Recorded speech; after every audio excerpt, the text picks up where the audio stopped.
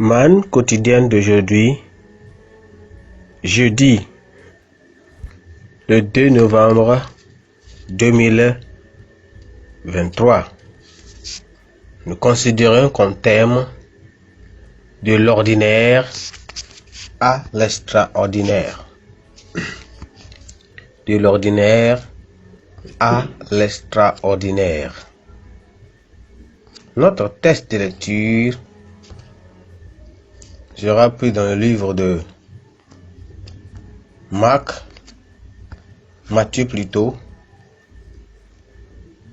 1, à partir du verset 1 jusqu'au verset 17. Généalogie de Jésus-Christ, fils de David, fils d'Abraham. Abraham engendra Isaac, et Isaac engendra Jacob, et Jacob engendra Judas et ses frères. Judas engendra de Tamar, Pharez et Zara. Pharez engendra Esdron, et Esdrom engendra Aram. Aram engendra Aminadab, et Aminadab engendra Nasson. Nasson engendra Salomon, et Salomon engendra Boaz de Rahab. Boaz engendra Obed de Ruth. Obed engendra Isaïe, et Isaïe engendra David. Le roi David engendra Salomon de la femme d'Uri. Salomon engendra Roboam, et Roboam engendra Abia. Abia engendra Asa. Asa engendra Josaphat, et Josaphat engendra Joram, et Joram engendra Ozias.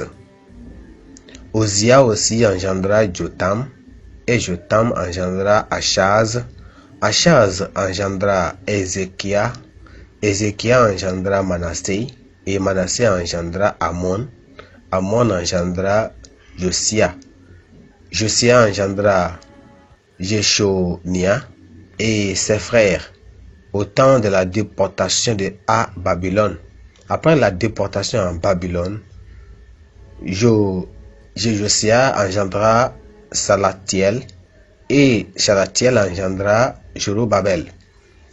Jorobabel engendra Abioud, et Abioud engendra Eliakim. Eliakim engendra Azor, et Azor engendra Zadok. Et Zadok engendra Achim, et Achim engendra Eliud. Eliud engendra Éléazar, et Éléazar engendra Matan. Matan engendra Jacob. Jacob engendra Joseph, l'époux de Marie, de laquelle est né Jésus, qui est appelé Christ. Il y a donc en tout 14 générations depuis Abraham jusqu'à David, et 14 générations depuis David jusqu'à la déportation à Babylone, et 14 générations depuis la déportation à Babylone jusqu'au Christ. Amen. Le verset clé, c'est le verset 17.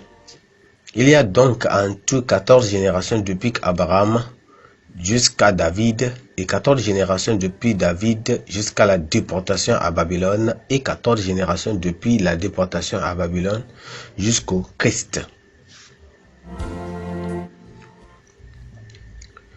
Connu depuis les décennies pour son excellence littéraire, la Sainte Bible est aussi réputée et enviée pour ses beaux récits, son impeccable exactitude et sa précision dans les détails.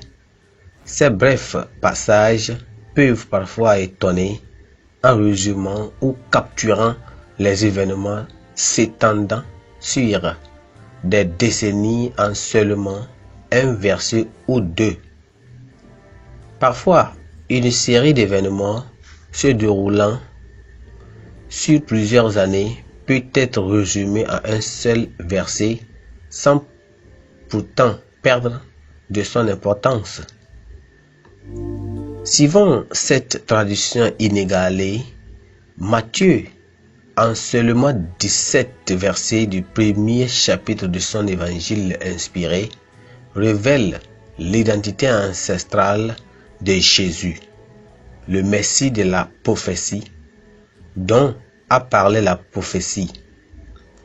L'objectif de son livre est de présenter notre Seigneur Jésus en tant que le descendant promis de David. Pour y arriver, Matthieu doit faire le lien entre les personnages et les références de l'Ancien et du Nouveau Testament pour montrer comment Jésus a accompli la prophétie des messages de Dieu. Dans ces 17 versets, l'auteur nous rapproche de 46 personnes qui ont vécu sur une période de plus de 2000 ans, et tous étant des ancêtres de Jésus. Il mentionne les figures des personnalités illustrées à l'instar d'Abraham, d'Isaac, de Jacob, ainsi que Ruth et David. Il y a aussi des listes à cause de leur foi, ou bien il y a aussi des personnes comme Rahab, la prostituée, qui ont fait partie de cette liste à cause de leur foi, si particulièrement. Le catalogue contient aussi des personnes comme Estom, Aram et Hashim, bien qu'ils ne soient directement liés à aucun acte spectaculaire dans les riches récits de la Bible au sujet des patriarches dans leur marche avec Dieu. En tant que créateur, Dieu peut réaliser ses exploits extraordinaires à travers ce que nous considérons comme ordinaire. Vous pouvez être la prochaine personne que Dieu veut équiper pour son œuvre si vous vous soumettez humblement à lui.